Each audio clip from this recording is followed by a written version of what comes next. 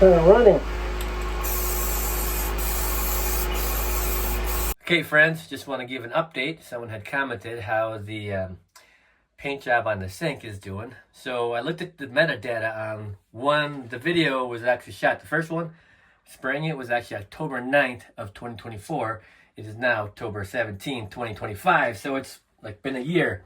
And I wasn't really going to post it because, you know, it's our bathroom and it's not the greatest looking bathroom. But hey, this thing is still white.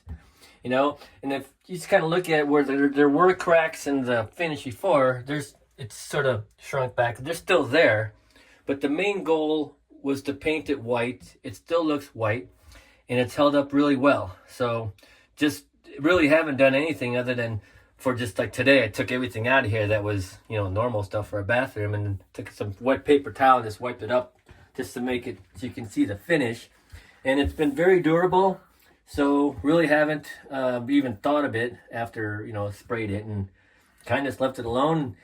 You can still see where I had my runs, which that's just the way that is. And if you think about, from a painter's perspective, if you think about how I prepped it, I just basically cleaned it really well and then I braided it. But I didn't do any sanding. So if you had done some sanding, or like one of the persons that had commented to do a media blast, that would have given it more of a surface texture to really smoothen everything out.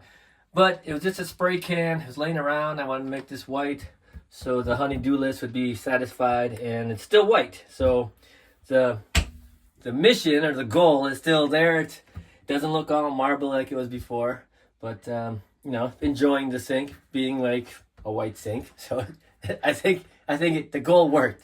But thanks for watching. I appreciate the comment. All right, have a good day.